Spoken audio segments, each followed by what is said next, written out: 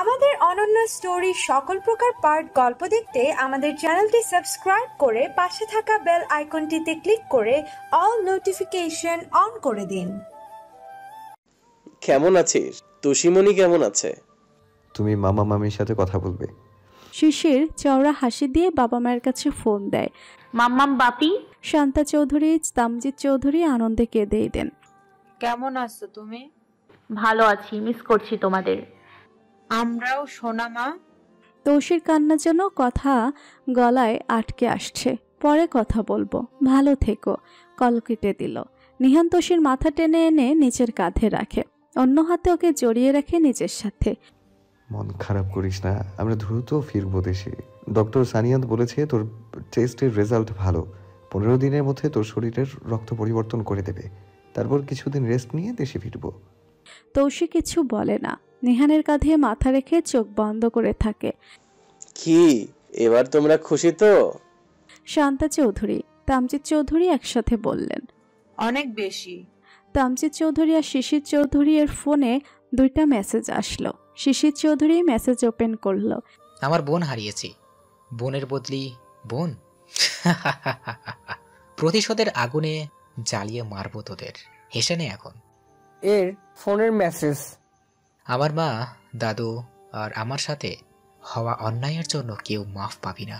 আমি এসেছি, তোদের কাল হয়ে খুব তাড়াতাড়ি দেখা হবে, ততদিনে সুখে কাটিয়ে নেয়। শিশির আর তামজিৎ চৌধুরী একে অপরের দিকে তাকিয়ে আছে, চোখ মুখে ভয়ের রেখা স্পষ্ট। কে হতে পারে এরা? বুঝতে পারছি না, নিহানকে বলি। আমার মনে হচ্ছে বুড়ি কেউ বাবাকে মেসেজ করেছে, আর শিশির তোরটা বুঝতে পারছি না। হ্যাঁ, নিহানকে বলছি, আর তোমরা চিন্তা করো না, দরকার হয় পুলিশকে ইনফর্ম করে দিব। শিশির নিহানকে মেসেজ দিল। ফ্রি হয়ে কল দে, ইমার্জেন্সি। নিহান মেসেজটা পড়ে টেনশনে পড়ে গেল। তুষি, চলো ফিরে যাই, রেস্ট দরকার তোমার। চলো, দুর্বল লাগছে। নিহান আগে বলবা তো। চলো তৌসিকে কোলে তুলে নিল। আশেপাশের মানুষ তাকিয়ে হাতে তালি দিচ্ছে। আমি যেতে পারতাম তো। চুপ করে থাকো। তৌসিকে রুমে নিয়ে গিয়ে ফ্রেশ হতে বলে নিহান বের হতে নিল। এই কোথায় যাও? তুমি ফ্রেশ হয়ে রেস্ট করো, আমি বাইরে থেকে আসছি। না, আমি আসি, তারপরেও যাও। 5 মিনিট পর তৌসি এলো। তারপর নিহান ওকে ঠিক করে শুয়ে দিয়ে কপালে ভালোবাসাপূর্ণ স্পর্শ দিল। ঘুমাও পড়ি, আমার একটু দেরি হতে পারে। তাড়াতাড়ি আসবে, ঘুম থেকে উঠে যেন তোমাকে সামনে পাই। পাগলিটা। তৌসিকে রেখে বের হয়ে আসলো। আমার আর বাবার ফোনে মেসেজ এসেছে, তাও আবার 2টো ভিন্ন নম্বর থেকে। মেসেজগুলো তোকে ফরওয়ার্ড করেছে, দেখ। আমি গার্ডদের বলে দিচ্ছি সতর্ক হতে, তোদের চিন্তা করতে হবে না। আর দেখছি এদিকে কে করতে পারে এসব। সাবধানে থাকিস তোরাও। নিহান কল কেটে মেসেজগুলো আবার পড়ে। তারপর ডক্টর সানিয়াতকে কল করে। দিয়ার তো ভাই নেই, আমি যতটুকু জানি তাহলে কে? এখন সানিয়াতই বলতে পারবে, কারণ এরা হয়তো সেই লোকগুলো যাদের জন্য আমরা লন্ডন যাইনি। Are you free right now? Need to talk. It's urgent actually. Okay, meet me in 20 minutes. I'm waiting. Mom, don't worry. I won't spare anybody. As soon as possible, I am trying to Granny free from jail. I hope so, dear. Please do everything possible thing. Doctor Saniyat খুব মনোযোগ শহরে মেসেজগুলো পড়লেন। তামজিৎ চৌধুরীকে তোমার দাদির নাতনি message করেছে, আর শিশিরকে দিয়ার কোনো ভাই বোন। আবার জানা মতে ওর কোনো আপন ভাই বোন নেই। তাহলে কাজিন হতে পারে। দেখছো না, বোনের বদলে বোন লিখেছে। চিন্তা করো না, আমি খোঁজ নিচ্ছি। এদের জন্য আমি তোমাদের লন্ডনে যেতে দেইনি। আপনি এত সব কি করে জানলেন ডক্টর? আমি যখন দেশে আসি সেদিন স্নো হোয়াইটকে প্রথম থেকে পছন্দ করে ফেলি, তারপর ওর ব্যাপারে সব খোঁজ নেওয়া শুরু করি, এবং যা বের হয়ে আসে আমি অবাক হয়ে যাই। এতটুকু একটা মেয়ের সাথে এত নির্দ আচরণ। পরক্ষণে আবার খুশিও হই ওর প্রতিবাদ হবার কথা শুনে। হ্যাঁ, আমি জানতাম না তোমার তৌসির কথাটা। আমার ইনফরমাররা পরবর্তীতে জানায় ওর শত্রুদের কথা। এখন এসব তৌসিকে বলা যাবে না, তাহলে ও চিকিৎসা না করিয়েই চলে যাবে দেশে। হ্যাঁ, আমি দেখছি এদিকটা, টেনশন করবেন না। নিহান সানিয়াতের কাছ থেকে বিদায় নিয়ে চলে যায় তৌসির কাছে। এখনো ঘুমাচ্ছে পিচ্ছিটা। লাঞ্চ টাইম হয়ে গেছে। নিহান তাই খাবার অর্ডার করে নিজে ফ্রেশ হয়ে নিল, তারপর তৌশিকে ডেকে তুলল। আর একটু ঘুমাবো নিহু, তুমিও আসো। নিহানকে টেনে পাশে শুয়ে দিল, তারপর নিহানের হাত জড়িয়ে চোখ বুজে নিল। এই ওঠো, মেডিসিন নিতে হবে খেয়ে, 2টা বাজে, তাড়াতাড়ি ওঠো। না। না উঠলে পানি ভর্তি বাথটাবে ফেলে দেব। তো সে ভালো মতো জানে নিহান যা বলে সেটাই করে, তাই এক লাফে উঠে পড়ল। খাবার আনো, খাচ্ছি তো। হ্যাঁ হ্যাঁ, আমি তো দুষ্টুমি করছিলাম, বোকা ছেলে বোঝে না। তাই না? পাকামো না করে দ্রুত যা। যাইতামই না আমি। নিহান এক ভুরু উঁচু করে বলল। কি বললি? বললাম কি মানে হলো বলতেছি, দাঁড়াও। তৌসি ভোর দৌড়ে ওয়াশরুমে ঢুকে গেল। নিহান হেসে গড়াগড়ি খাচ্ছে। এই মেয়েটা বড় হবে কবে? খাওয়া দাওয়া করে তৌসি ঘুরতে যাবে বলে রেডি হতে গেল। White shirt, black jeans, no makeup look নিয়ে বের হলো তৌসি। চলো। নিহান হা করে তাকিয়ে রইল। মাশাআল্লাহ, পরীটা। আমি পড়ি, দেখো আমার পাখা নেই। তোর পাখা দেখতে চাস? নিহান তৌসিকে অবাক করে দিয়ে কোলে তুলে নিল।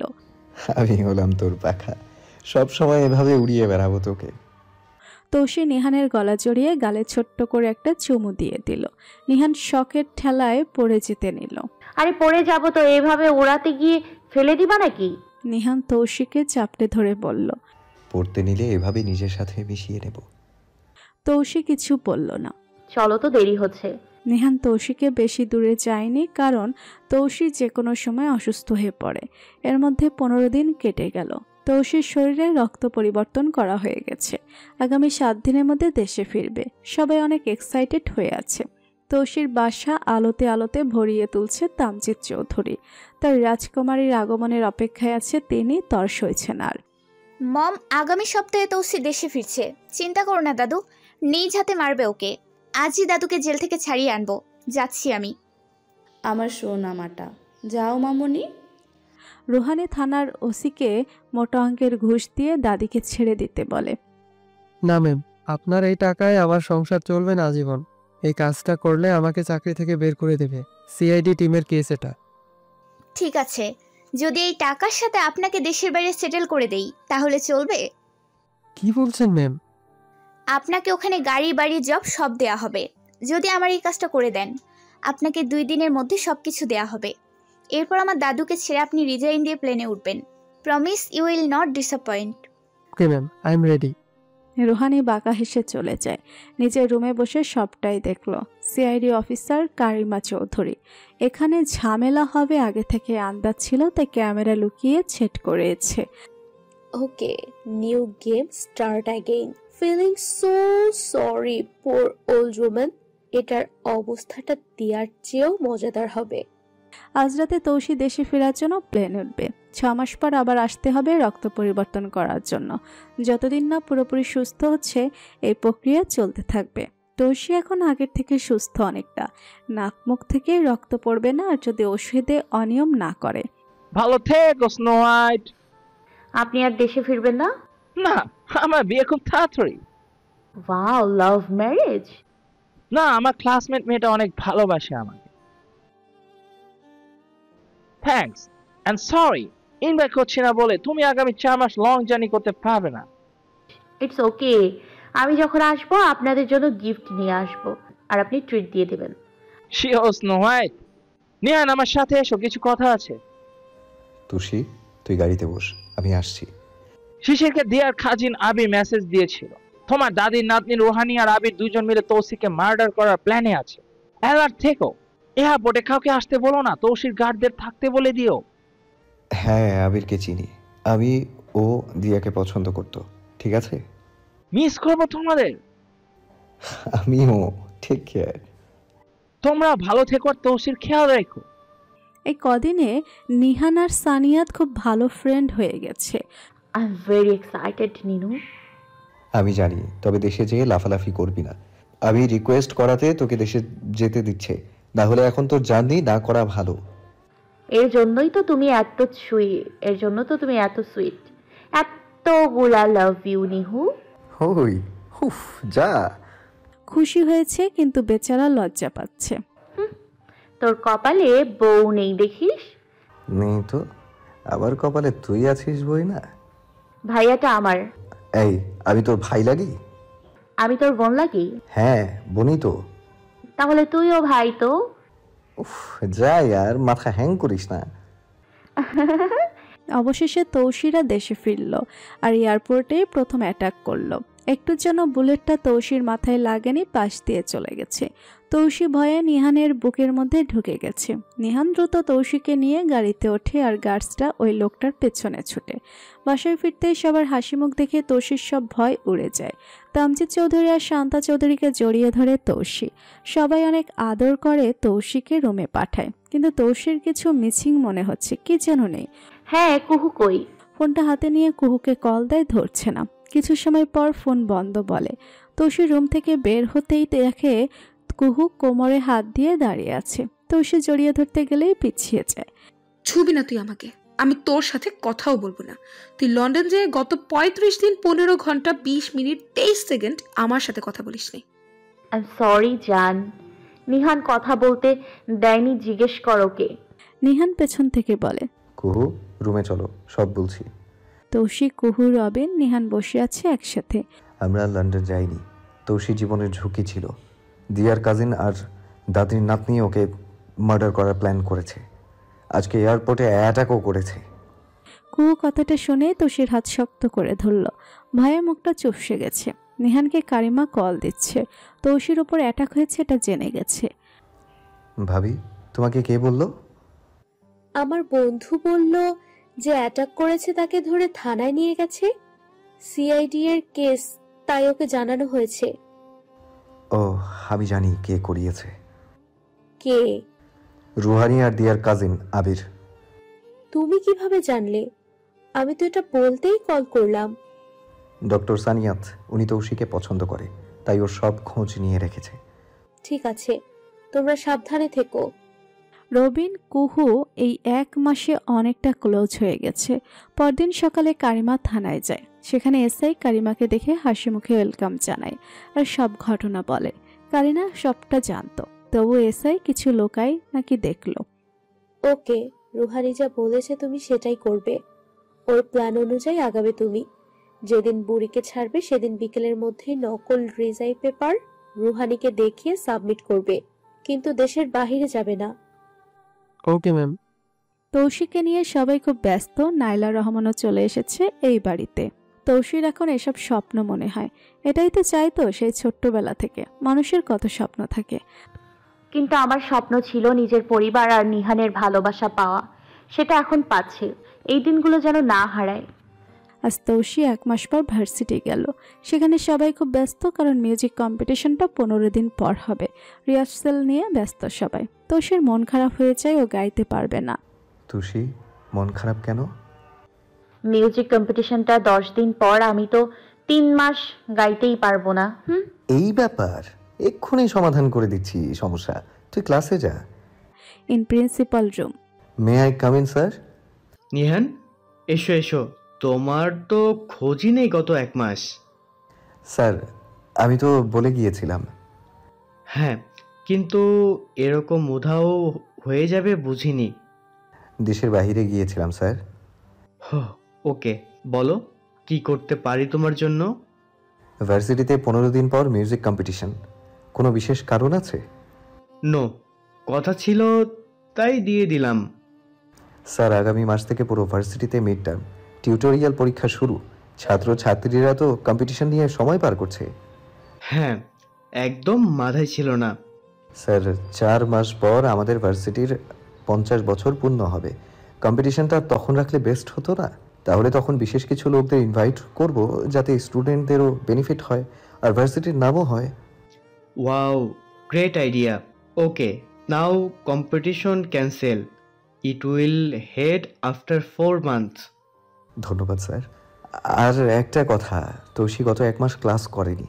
ওর ব্লাড ক্যান্সার, আপনি তো জানেন। যদি কষ্ট করে ওর টিচারদের একটু বলে দিতেন, ওকে যেন ডিস্টার্ব না করে এই টপিকটা নিয়ে। Sure, I am going there. 30 minute পর অ্যানাউন্সমেন্ট করা হয়, music competition cancel now, new date will declare very soon. Tousi হা করে রইল। কিভাবে সম্ভব? নিহান ভাইয়া যে ভার্সিটির ভিপি আর প্রিন্সিপালের আদরের দুলাল, ভুলে গেছিস? ও হ্যাঁ, মনেই নেই। খুশি তো পিচ্ছি বউ? তৌসি লজ্জারাঙা হাসি দিয়ে ক্লাসে চলে যায়। কুহু চোখ গোল্লা করে তাকিয়ে আছে। কি রে, তোদের মধ্যে ইন্টু পিন্টু হয়ে গেছে? আমি তাড়াতাড়ি আকদ করব ওর সাথে। Wow, very good. Wow not wow. বিলানি হাসি দিল। তুই নিশ্চয়ই মনে মনে কোনো খিচুড়ি পাকিয়ে রেখেছিস। অবশ্যই, এমনি এমনি ছেড়ে দিব? সেটা তোদের টোনাটুনির ব্যাপার। আমি বিয়েতে নাচবো, হুররে। বলদি কোথাকার, চোখ তুলে একটা ঝাড়ি দিতে পারে না, সে নিবে বিয়ের প্রতিশোধ। জলে থেকে কুমিরের সাথে লড়াই করার ধান্দা। কিরে, মনে মনে কি ভেবে হেসে রুটি কলা খাচ্ছিস? কুছ নেই, চল। ওই দেখ, ম্যাম চলে এসেছে প্রায়। ক্লাস শেষ করে তৌসি নিজের বাসায় গেল, সাথে কুহুকেও ধরে নিয়ে গেছে, ওর জন্য অনেক গিফট এনেছে। আমারে হুদাইটাই না আনলি, বাসে যে ঘুম দিব ভাবলাম। বল, এত প্যারা দিস কেন? আরে হুদাই আনি নাই, তোরে জুতা দিতে আনলাম। কি? তোর জন্য স্নিকার্স শু এনেছি, আরো অনেক কিছু। হতচ্ছাড়ি, আগে বলবি তো, তাহলে আমি নিজে দৌড়ে চলে আসতাম। শুধু শুধু ট্রাফিক জ্যামে 20 মিনিট নষ্ট করতাম না। তুই আসলেই একটা আজব চিড়িয়া। কুহু এতগুলো গিফট পেয়ে খুশিতে আটখানা। পরদিন রুহানি যেভাবে বলেছে এসআই সেভাবেই বুড়িকে ছেড়ে দেয়, আর সবাইকে বলে কোর্টে নেওয়ার সময় দিয়ার মতো বুড়িটাও পালিয়েছে। মম, দাদুকে নিয়ে এসেছি, আমরা আগামীকালই জাপান আসছি। আর তৌসিকে ছেড়ে দিলি? প্রথম চেষ্টা তো বিফলে গেল। নো মম, দাদু একটু সুস্থ হোক, তারপর এসব নিয়ে দেখা যাবে। ডক্টর আজাদকে ছাড়াতে পারিনি, কারণ কারিমা আগে এসএলকে বলে রেখেছে। নিহান তৌসি খবরটা পেয়ে কারিমাকে কল করে। আসলে আমি ভেবেছিলাম বুড়ো মানুষ নিজের শাস্তি না দিয়ে আইনের হাতে তুলে দেই, কিন্তু এই বুড়ির মৃত্যু আমার হাতেই আছে, তাই তো পালিয়েছে। চিন্তা করো না, ওরা আবার অ্যাটাক করবে, তখন আর রেহাই পাবে না। সেদিন তৌসিকে যে শুট করলো সে সব স্বীকার করেছে। আবির আর রুহানি ওকে পাঠিয়েছে, তাই তোমরা অ্যালার্ট থেকো আর তৌসি পড়ালেখায় মন দাও। আমি যতদিন বেঁচে আছি তোমাকে কেউ কিচ্ছু করতে পারবে না। তোমাদের পারিবারিক ঘটনাটা আগে বললে এতদিন এই কষ্টটাও পেতে হতো না। সরি ভাবি। সরি বলতে হবে না, পড়াশোনা ঠিক মতো করো। নিহানকে দাও। জি ভাবি। শোনো, তুমি তৌসির পড়ার দিকে নজর দাও, অনেক গ্যাপ গেছে। ঠিক আছে ভাবি, চিন্তা করবেন না। তৌসিকে নিহান ভালোই প্যারা দিয়ে পড়াচ্ছে, আর তৌসি বেসামাল। সকাল বিকাল রাত 1000টা গালি দিয়ে নিহানকে তবেই পড়ে। 1 মাস কেটে গেল, তৌসির সব ছোটদের কথা ভুলেই গেছে, স্বাভাবিকভাবেই চলছে সব। নিহানকে এখনও তেমন পাত্তা দেয় না, যতটা সম্ভব পড়ালেখার অজুহাত দিয়ে এড়িয়ে চলে। নিহান বুঝতে পারে সবই, তবুও কিছু বলে না, কারণ ও নিজেই প্রতিজ্ঞা করেছে ওর সুস্থ হবার আগে ভালোবাসি বলে সামনে দাঁড়াবে না, তাই নিজের কর্তব্যটুকু ভালোভাবে পালন করে চলেছে। তোমার কি মনে হয় না অনেকদিন বেশি বেঁচে যাচ্ছে তৌসি? সব খারাপের মূলটা। কাল নতুন নিউজের অপেক্ষায় থাকো। নতুন দিন, নতুন চমক। ওকে, ভালো থেকো। পরদিন সকালে তৌসি নিহান পার্কে জগিং করতে গিয়েছে, কারণ এখন নিহান তৌসিকে একা ছাড়ে না। জগিং শেষে নিহান তৌসিকে বাসায় পৌঁছে দিয়ে নিজেও বাসায় ফিরে গেল। দুপুরে নিহান তৌসির বাসায় আসে, রুমে ঢুকে দরজাটা বন্ধ করে দেয়। কি সমস্যা? নিহান তৌসিকে নিজের সাথে মিশিয়ে নেয়, অনেক শক্ত করে জড়িয়ে রাখে। তৌসি, আমার না কেমন যেন লাগছে। কি হয়েছে? জানি না, কেন যেন মনে হচ্ছে তোকে হারিয়ে ফেলবো। অস্থির লাগছে অনেক। তোমার মনের ভুল কিচ্ছু হবে না, এই যে দেখো তোমার সামনে আমি। নিহান তৌসিকে ছেড়ে দেয়, তারপর হঠাৎ তৌসির থুতনি উঁচু করে ওর ঠোঁটের কাছে নিচের মুখ এগিয়ে দেয়, নরম সুরে বলে ওঠে, মেয়াই তৌসি। এত মধুর সুরে আবদারকে মানা করার মতো সাধ্যি নেই তৌসির, তাই চোখ বন্ধ করে ফেলে। নিহান হ্যাঁ বদক ইশারা পেয়ে তৌসি উষ্ণ ওষ্ঠদয়ে নিজের ঠোঁট মিলিয়ে দেয়, পরম আবেশে উষ্ণ স্পর্শ দিতে থাকে। তৌসি শিহরণে নিহানের শার্ট খামচে ধরে তাল মিলিয়ে তাদের ভালোবাসাবাসীর সুখময় মুহূর্তে মেতে ওঠে। নিহান যাওয়ার আগ দিয়ে আবারও তৌসিকে বুকে আগলে রাখে অনেক সময়। তৌসিকে বারবার বলে চায় নিজের খেয়াল রাখতে, কোনো সমস্যা হলে নিহানকে জানাতে। তৌসি তেমন একটা পাত্তা দেয় না মন থেকে, কিন্তু নিহানকে চিন্তামুক্ত করতে হ্যাঁ বলে। তবুও চিন্তিত মুখ করে নিহান বের হতে নেয়। তখন তৌসি নিহানের হাত টেনে ধরে। কিছু বলবি পরি? তৌসি নিহানের মাথা টেনে কপালে চুমু খেয়ে বলে, আমি নিজের খেয়াল রাখবো, চিন্তা করো না। নিহানের ঠোঁটের কোণে হাসিরা উকি দেয়, তারপর বের হয়ে যায় বাসা থেকে। আজ ভার্সিটি বন্ধ। কুহু বিকেলে ঘুরতে যাওয়ার জন্য আগে থেকে প্ল্যান করে রেখেছে। দুই বান্ধবী অনেকদিন ঘুরতে বের হয় না। বিকালে ওরা ঘুরতে বের হয়। বডিগার্ডগুলো পাকামো করে নিয়ে যায়নি। শিশিরও বাসায় ছিল না, তাই আরও সহজ হলো। আজ তাদের রিক্সায় ঘোরার শখ হয়েছে। ওরা সারা বিকেল রিক্সায় ঘুরলো, মন মতো শপিং করলো। তারপর সন্ধ্যা দিকে তৌসি কুহুকে বাসায় নামিয়ে নিজে চলে যাচ্ছিল বাসায়। রিক্সাটা আচমকা থেমে গেল। সামনে দুটো মাইক্রো দাঁড়ানো। আজ 7 দিন তৌসির কোনো খোঁজ নেই। এমনকি সিআইডি টিমও খুঁজে পাচ্ছে না তৌসির সন্ধান। সবাই কেমন জীবন্ত লাশের মতো হয়ে আছে। নিহান বাড়ি ফেরেনি। তৌসি নিখোঁজ হবার পর থেকে তন্ন তন্ন খুঁজে চলেছে যতদূর যাওয়া সম্ভব। রুহানি আবির হাত পা বাঁধা অবস্থায় 7 দিন ধরে চেয়ারে বাঁধা। মাত্র 2 দিন খাবার দিয়েছে, তাও পোড়া রুটি আর পেঁয়াজ। তার সাথে বেধড়ক মার তো আছে। তৌসি খুব আয়েশ করে পিটিয়ে চলেছে এতদিন। তৌসি ওদের সামনে একটা চেয়ার নিয়ে বসলো, পায়ের উপর পা তুলে। কি ভেবেছিস তৌসিকে মেরে ফেলা এত সহজ? সাধে কি আর ক্যারাটে শিখেছি? তোদের মতো ফার্মের মুরগিকে কাট করা 5 মিনিটের ব্যাপার। অনেক বড় ভুল করেছিস তুই। তোকে দাদু মম ছাড়বে না। 7 দিন হতে চললো, কই তারা? এই ভালো কথা মনে করালি তো। তোর দাদু আর মা কোথায়? জাপান থেকে আসতে এতদিন লাগে? জানি না। তৌসি দ্রুত উঠে রুহানির কানের উপর চর বসালো। তেরা কথা বলবি না, কল দিচ্ছি, কথা বল। ফ্ল্যাশব্যাক। সেদিন তৌসিকে কিডন্যাপ করা হয়েছিল ঠিকই, কিন্তু যখন তৌসিকে রুহানি আর আবিরের সাথে এক রুমে একা রাখা হয় তখন তৌসি ওদের হাইজ্যাক করে ফেলে। আবির তৌসিকে ধর্ষণ করতে এসেছিল আর রুহানি সেটা ভিডিও করত। তৌসি মারপিট ভালো পারে, তাই ওদের পিটিয়ে আদমারা করে দেয়। তারপর চেয়ারে বেঁধে ফেলে আর ওদের লোকগুলোকে টাকা দিয়ে নিজের দলে নিয়ে নেয়। তৌসি নিহানকে কল করতে গেলে রুহানি তাচ্ছিল্য ভরা হাসি দিয়ে বলে, তোকে নিহান ভালোবাসে না, তুই ওর মোহ। এখানে মরে পচে গেলেও তোকে খুঁজতে আসবে না। এই কথাটা তৌসির গায়ে বিষের মতো হিঙ্গে, তাই নিজের ফোনটা বন্ধ করে বলে, আমার ভালোবাসার ওপর আঙুল তুলেছিস যেহেতু, তাহলে তোকে ভুল প্রমাণ করতে একটু অপেক্ষা করি। আর তোরাও মরার দিন গুনতে থাক। যেদিন আমার নিহু এখানে আসবে সেদিন তোদের রক্ত দিয়ে রং খেলবে, দেখে নিস। বর্তমান। হ্যালো দাদু, কোথায় তোমরা? কতদিন লাগবে? এত তাড়া কিসের? আরো দুটো দিন ওকে মনের আয়েশ মিটিয়ে পিটিয়ে নে। দিদি ভাই আমি এলে তো মেরে ফেলবো। না, তাড়াতাড়ি এসো। ওকে পিটিয়ে বোরিং লাগছে, তাড়াতাড়ি ও দাদু ভাইয়ের কাছে পাঠিয়ে দেই। কালই আসছি। টিকিট নিয়ে ঝামেলা হচ্ছিল। আগামীকাল দেখা হবে। দিদি ভাই ভালো থাকো। তৌসি ফোন কেটে হাসিতে ফেটে পড়ে, হা হা হা। কে কাকে মনের আয়েশ মিটিয়ে মারছে বুড়ি যদি জানতো। আমার দাদু তো আসছে কাল, কিন্তু তোর নিহান কোথায়? ভালোবাসে না ছাই? তৌসি রুহানির চুল টেনে ধরে হকি স্টিক দিয়ে পেটায়, শেষে ঠোঁটে পাঁচ মারে। বেশি কথা বলবি না, এখন ঘুষি দিলাম, পরে ঠোঁটটা ছিঁড়ে নিব। নিহান 7 দিন পর বাসায় এসেছে। কারিমা জানতে পারে জোহানকে নিয়ে নিহানের সাথে দেখা করতে চায়। কারিমাকে দেখে নিহান বলে, ভাবি এটা তো হবার কথা ছিল না। আবার পরিটাকে কোথাও পাচ্ছি না ভাবি। কাল তুমি তোমার পরীকে পেয়ে যাবে, প্রমিস। সত্যি বলছো ভাবি? আগামীকাল বুড়ি দেশে ফিরবে। ওকে ফলো করলেই তৌসিকে পেয়ে যাবে। নিহান খুশি হয়। তবে কথাটা কাউকে বলবে না। ওরা যদি কোনোভাবে জেনে যায় যে আমরা জানি, তাহলে প্ল্যান চেঞ্জ করতে পারে। তখন তৌসিকে খুঁজে পাওয়া জটিল হয়ে যাবে। কেউ জানবে না ভাবি। তুমি শুধু তোমার বন্ধুকে দিয়ে আমার কলিজাকে এনে দাও ভাবি, আর কিচ্ছু চাই না আমার। তাই হবে। আর একটা রাত কষ্ট করো। কাল তৌসি তোমার বুকে থাকবে। কাল সকালে রেডি থেকো। কারিমা সবার থেকে বিদায় নিয়ে চলে যায়। 7 দিন ধরে ওষুধ নেওয়া হচ্ছে না। তৌসির শরীরটা খারাপ লাগছে। এখনো ব্লিডিং হয়নি, তবে আর 2-3 দিন না নিলেও হতেও পারে। রুহানি আবিরকে বলছে, এর সত্যি কই মাছের জান কিভাবে ক্যান্সার থেকে বেঁচে ফিরলো? হিংসা হয় নাকি? কিন্তু তোদের তো পুঁটি মাছের জান এক ঘায়েলেই জানে মেরে দিব।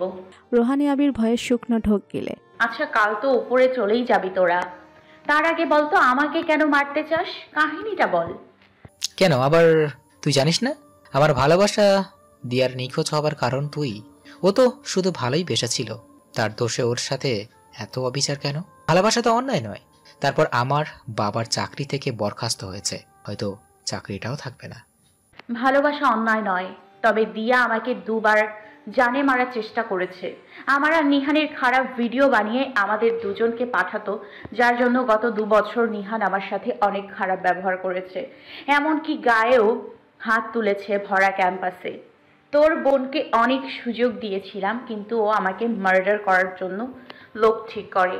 কতটা ভয়াবহ হয়ে গিয়েছিল বুঝতে পারছিস? শোন, পাগলা কুকুরকে সবাই বিষ খাইয়ে মেরে ফেলে, কথাটা মাথায় রাখবি। আই এম সরি আপু, আমি এসবের কিছুই জানতাম না।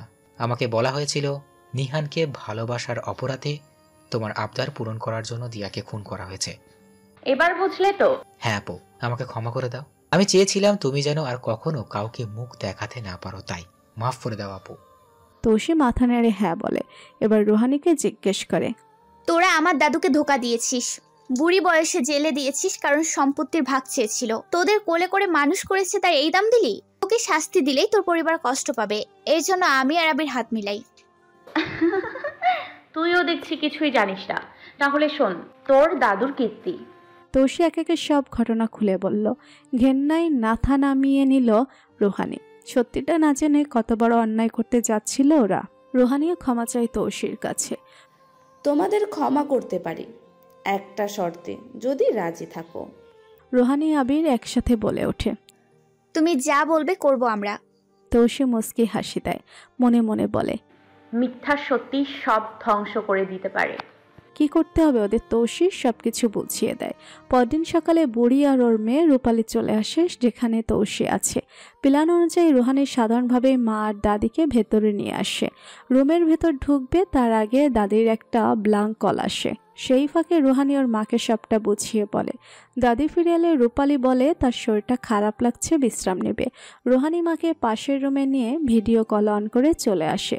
রুমের ভেতর ঢুকতেই দাদির চেহারার রং উড়ে যায়, কারণ তোষি খুব শখেই চেয়ারে বসে চকলেট খাচ্ছে আর আবির বাধা। ভাড়া করা লোকগুলো দাদিকে বেঁধে নেয়, আর রুহানি সব কিছু জানে, সেটা এখনই বুড়িকে জানাতে চায় না। এর জন্য আবার রুহানিকেও বেঁধে নেয়। মুখ পুরি অপয়া, তোর জীবনেও ভালো হবে না দেখিস। খারাপ তো হবে তোর, সময় গুনতে থাক আমার নিহান এলো বলে। তৌসি কথাটা বলতে নিহানরা হুড়মুড় করে ঘরে ঢোকে। তৌসিকে বুকের সাথে মিশিয়ে নেয়। ফুরিটা আমার। সারা মুখে চুমু দিতে থাকে। নিহান জড়িয়ে ধরায় তৌসির হাত থেকে চকলেট পড়ে যায়, তাই ভ্যা ভ্যা করে কেঁদে দেয়। নিহান অস্থির হয়ে পড়ে। কি হয়েছে?